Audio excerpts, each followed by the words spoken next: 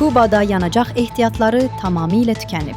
Az-24 xəbər verir ki, bunu ölkənin Energetika və Dağ Mədən Sənayesi naziri Vicente de la Olevi deyib. Kubalı nazir, yanacaq çatışmazlığını ölkədə elektrik enerjisinin kəsilməsinin əsas səbəblərindən biri adlandırıb. Mazutumuz ümumiyyətlə yoxdur. Dizel yanacağı da tamamilə tükənib. Bizdə yalnız yataqlarımızdan əldə olunan səmt qazı və hasilatı artmaqda olan milli neft qalıb.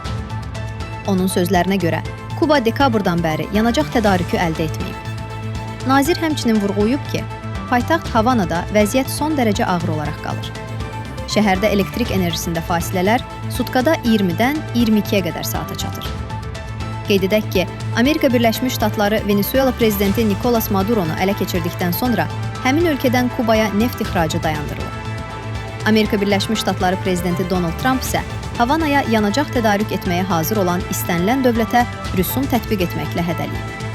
Bununla belə, Amerika Birləşmiş Ştatları Rusiya neftinin Kubaya çatdırılmasına mane olmayıb.